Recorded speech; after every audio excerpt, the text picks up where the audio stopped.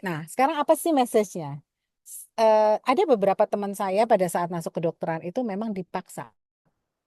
Ya, dipaksa karena orang tuanya dokter, dia diharuskan jadi dokter. Nah, itu saya juga sebenarnya ke anak saya juga, kamu jadi dokter deh, tapi anak saya nggak ada yang mau. Kadang-kadang ada yang dipaksa orang tua, dan ternyata passionnya nggak di situ. Jadi kalau saya tidak dipaksa, saya ikut-ikutan, dan kalau saya tuh punya prinsip begini, saya bertanggung jawab terhadap apa yang saya putuskan. Jadi karena saya sudah memutuskan masuk kedokteran, maka saya harus menikmatinya dan menyelesaikannya dengan baik.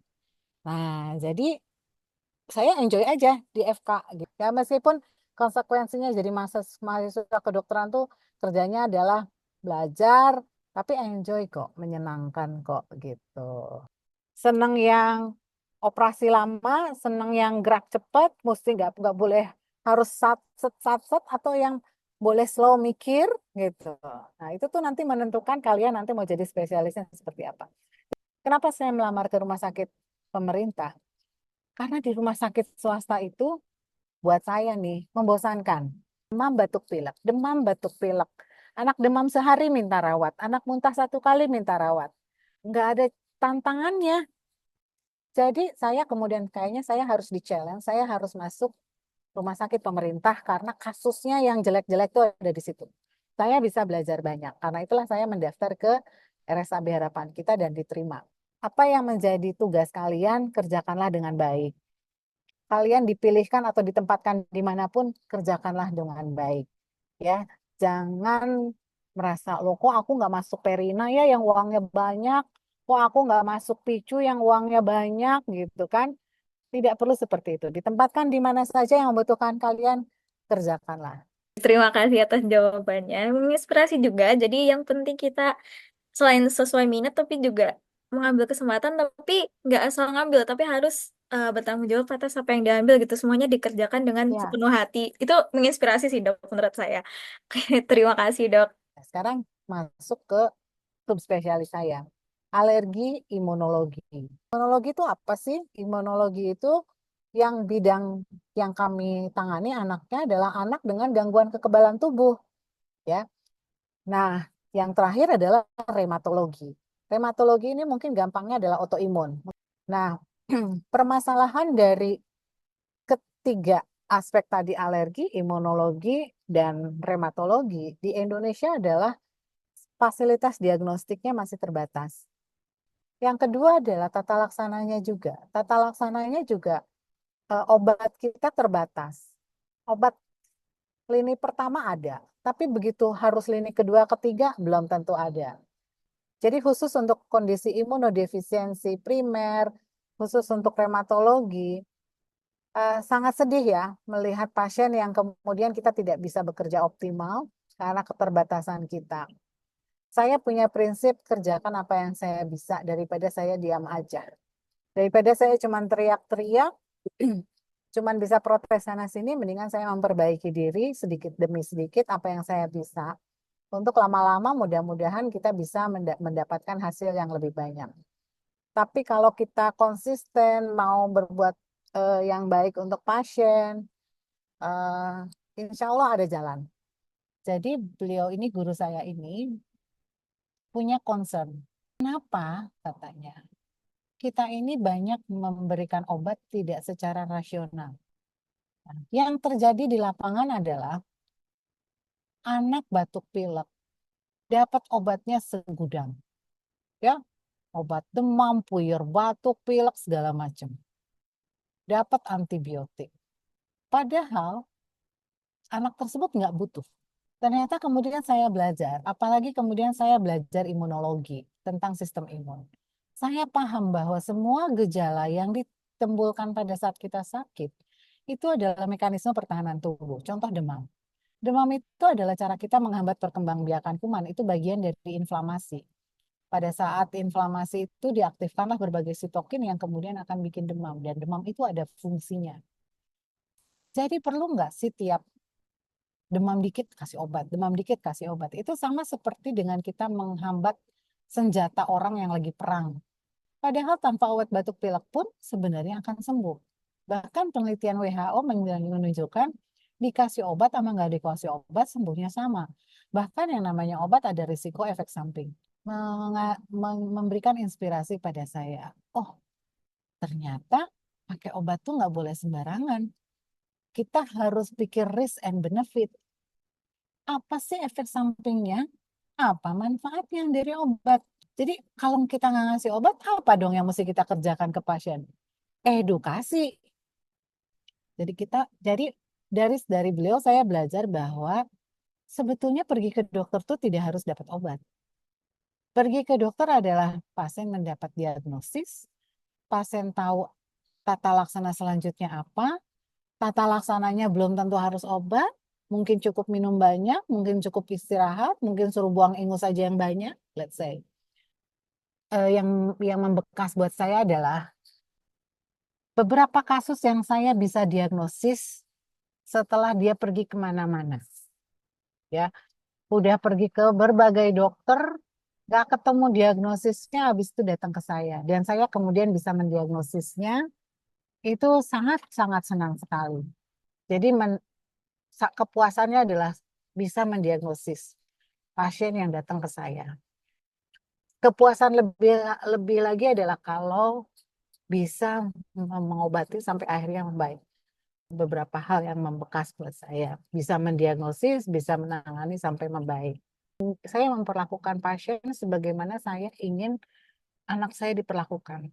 Ya, jadi saya tidak mau malah memberikan hal yang tidak perlu atau tidak atau membahayakan anak-anak tersebut. Itu satu. Yang kedua, saya akan selalu berdiskusi sama orang tuanya, termasuk yang prognosis yang jelek, pasti saya akan ngobrol. Komunikasi itu penting, ya. Kalau kita sudah berkomunikasi, sudah menjelaskan sebisa mungkin, kemudian orang tua akan lebih paham kalau ternyata anaknya tidak bisa kita tolong. Kebanyakan kasus tuntutan itu terjadi karena kita tidak meluangkan waktu cukup banyak untuk menjelaskan atau edukasi kepada pasien atau orang tuanya. Jadi sebenarnya prinsip hidup saya adalah sama dengan prinsip hidup kalian semua lah. Semua orang yang punya budi, akal budi itu pasti punya punya prinsip yang sama lah gitu kira-kira ya. Meskipun mungkin bahasanya berbeda-beda. Tadi seperti saya bilang, saya punya prinsip bahwa saya akan memperlakukan orang lain seperti saya ingin diperlakukan oleh orang lain. Jadi saya selalu tepat waktu karena saya menghargai waktu orang dan saya ingin waktu saya dihargai. Jadi itu sebagai bagian dari prinsip saya akan bersikap pada orang seperti saya ingin diperlakukan oleh orang lain. Knowledge is power, but character is more gitu ya.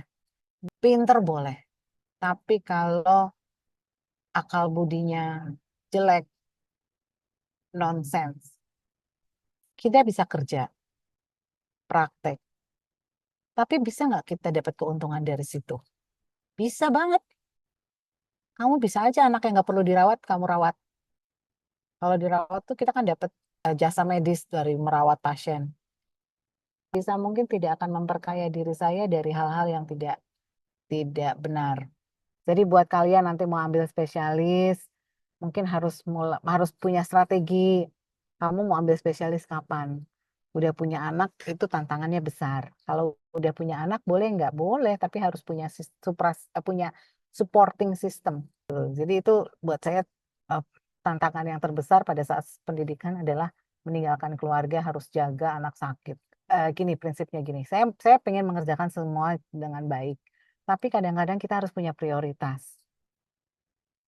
Cintai atau senangi apa yang kamu geluti sekarang.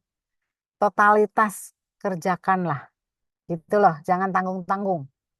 Pencapaian yang menurut saya yang bisa saya banggakan mungkin mungkin menurut saya adalah rasanya saya adalah salah satu dokter alergi imunologi anak jadi yang either dicari pasien atau memang dianggap oleh teman-teman dokter yang lain bahwa saya menjadi salah satu expert di alergi imunologi anak yang diperhitungkan orang lah gitu kira-kira.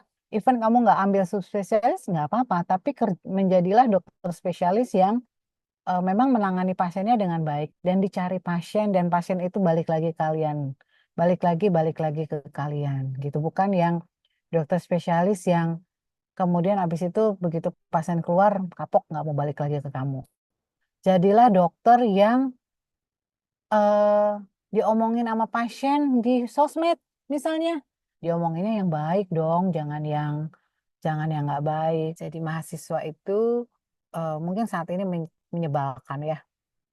Ah, nggak seneng banyak tugas lah apa segala macam ya. Terus mikir kok sekolahnya lama banget, teman-teman kita udah pada lulus gitu ya. Nah, nasihatnya mungkin adalah jalanin aja, enjoy aja. Jangan lupa, katanya sekarang yang lagi boom, yang lagi hits tuh work life balance katanya ya. Karena kita juga selain harus belajar, kita harus menyeimbangkan kesehatan diri kita, baik kesehatan mental maupun kesehatan fisik ya. Jadi dokter penting nggak? Penting. Tapi kalau dokter yang jadi sakit-sakitan, apalagi kemudian ada isu mental health, nah itu harus kalau bisa dicegah, ya.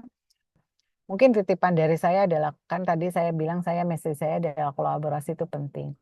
Kolaborasi, networking buat buat saya itu penting. Jadi kalian saling membantu, saling mengingatkan, jangan menganggap teman itu sebagai kompetitor yang kalian harus kalahkan, tidak. Kalian harus maju bersama.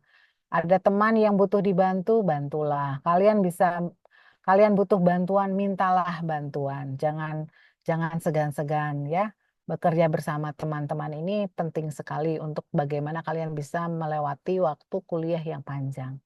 Semangat belajarnya. Semoga mas semuanya bisa lulus tepat waktu, bisa jadi dokter yang bermanfaat. Mau jadi dokter apapun, tidak perlu ikut gengsi harus jadi dokter spesialis atau subspesialis. Mau jadi dokter apapun, kerjakanlah yang baik, sukseslah di bidang masing-masing. Mungkin itu dari saya ya.